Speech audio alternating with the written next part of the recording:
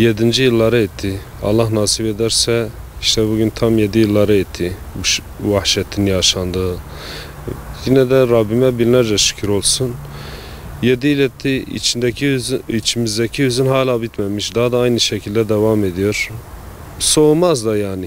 Onlar çözüm süreci altında bu masumları katletti. Sadece bize has değil. İslam'a yapılan bir saldırıydı.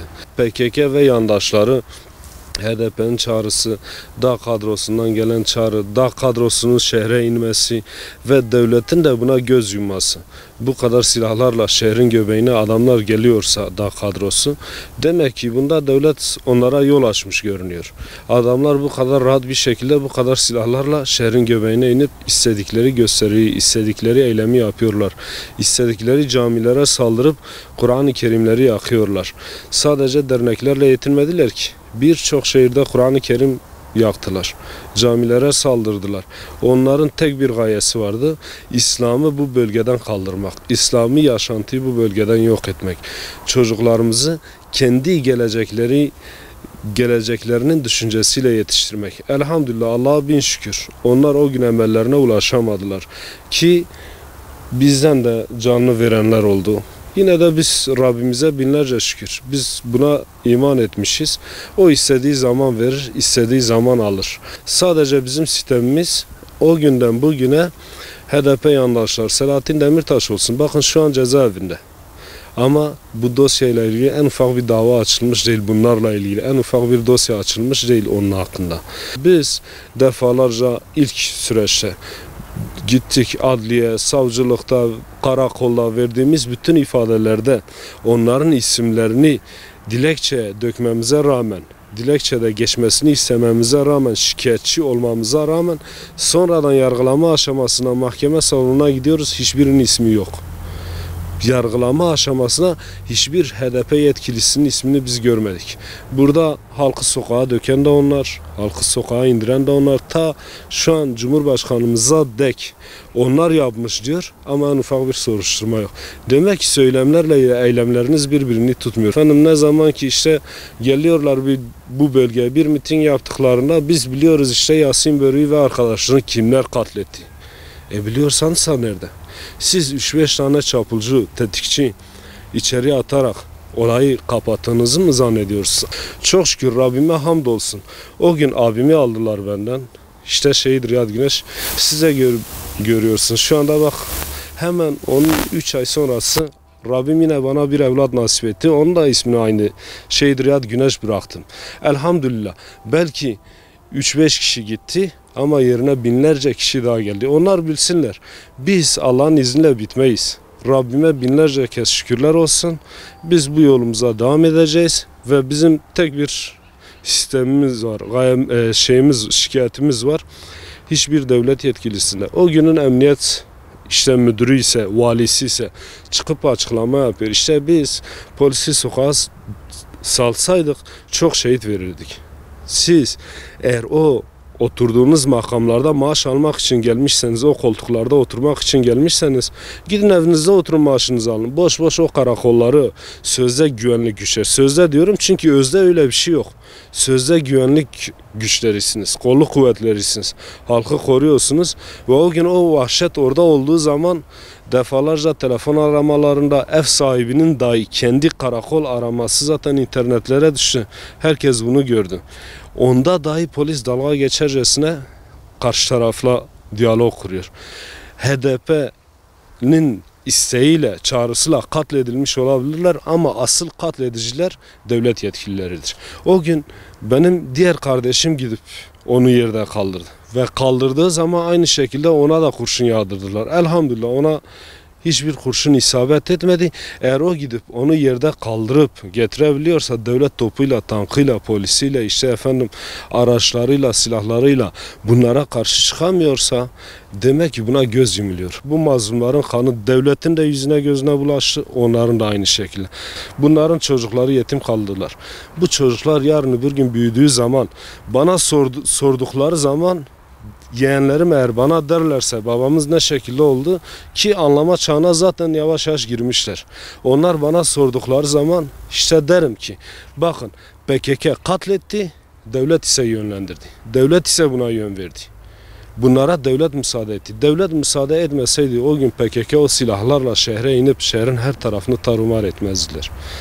Yine de elhamdülillah Allah'a bin şükür biz biliyoruz ki onlar Rablerinin yolunda gittiler. Allah katında şehit oldular ki inşallah umudumuz da odur.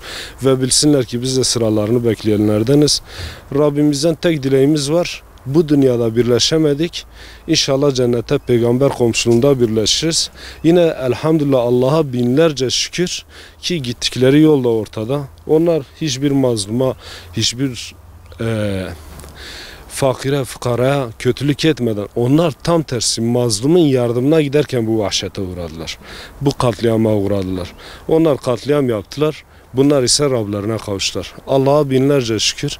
İnşallah biz de cennette buluşuruz ve yine bunu da bilsinler ki biz bu dünyada zaten adalet beklemiyoruz ki. Adalet çünkü yok bu dünyada. Biz mutlak adalet olan ahireti bekliyoruz. İnşallah orada biz cevabını alacağız ve hakkımız olan adaleti de orada göreceğiz. Biz de onlar da orada o adaleti inşallah en iyi bir şekilde Rabbimiz o adaleti yerine getirirken bunları da orada göreceğiz. Biz de orada olacağız. Biz sadece hesap gününü bekliyoruz. Bunu bilsinler yeterdir bize. Valla tabii 7 yıl geçmesine rağmen bizim için yani sanki daha dünkü sıcaklığını koruyor gibidir. Hiçbir şekilde yani onların acısı hafiflemiş değil. En bizi acıtan tarafıysa bu olaylarda olayları yapan, kışkırtan, sebep olan veyahut göz yumanlar hiçbir şekilde mesela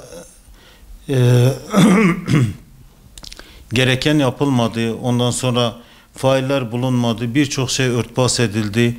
Yani onların acısı bir yana bu olup bitenler bu daha acı verici bir durumdur.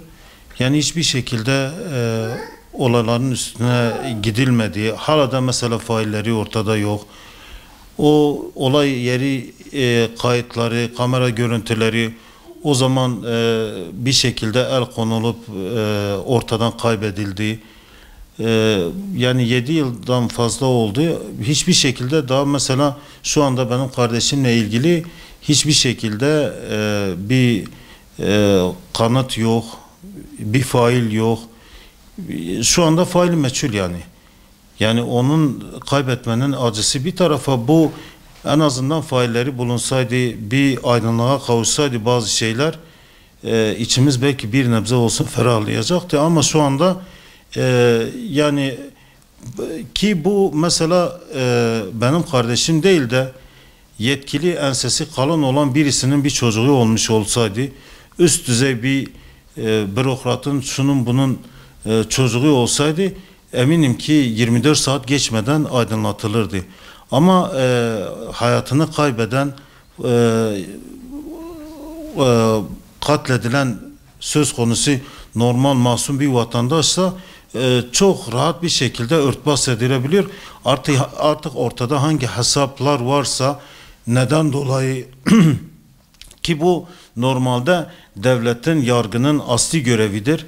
Ortada bir vatandaşın hayatı söz konusuysa, katledilmişse, bu şekilde vahşice katledilmişse şehrin göbeğinde devletin birinci görevi mesela vatandaşın can ve mal güvenliğini sağlamaktır. Ama malumunuz yani o dönemde ben zaten kameralara da yansıdı. O zaman dönemin valisi mesela ben kendim de görüştüğüm zaman aynen söylediği cümle ki mesela haber kanallarında da internette de var. Bana da söyledi, biz diyor güvenlik güçlerimizi sokağa çıkartmış olsaydık şehit verirdik. Yani ben de o zaman kendisine söyledim, dedim Sayın Valim yani siz güvenliği devletin asli birinci görevi vatandaşın can ve mal güvenliğini sağlamakken siz öyle bir tasarrufta bulundunuz. Polisi, askeri güvenlik güçlerini sakladınız, kapılar altına kapattınız, kışladan, karakoldan çıkartmadınız. Ama ne oldu? Buradaki mütedeyyin, mazlum, kimsesiz halkı, Müslümanları, vatandaşları zalimlerin kucağına, insafına attınız. İstediği şekilde katliam yapmaya başladılar. Yani biz şahsen kendim mesela bu kadar geçen yıla rağmen hala aydınlatılmamış olması, hala faillerin belli olmaması, biz artık buradaki yani yargının veyahut herhangi bir adalet olduğunu düşünmüyoruz. Biz ancak ilahi adalete biz güveniyoruz, güvenimiz sonsuzdur. Ama bu noktada da yani bu acı bir şekilde yaşanan olaylar hiçbir şekilde halen de doğru dürüst, yani göstermelik olarak mesela belki Yasin Börü ve diğer şehitlerin birkaç tane faili ortaya çıkarılmış olsa da ama normalde yapılması gereken bu değildi yani. Yani o dönemde yer yerinden oynadı. Çok büyük bir katliam provasıydı. Katliam başladı ama çok şükür Allah-u Teala izin vermedi. Yani bu olmamalıydı. Yani şu anda mesela bizim gibi insanların adalete olan güveni nasıl olsun, tam olsun? Adalet yok yani. Adalet olmuş olsaydı, bizi koruyan, kollayan bir devletimiz olsaydı biz bu kadar ucuz bir şekilde katledilemezdik. Veyahut en azından yapanların yanına kar kalmamalıydı.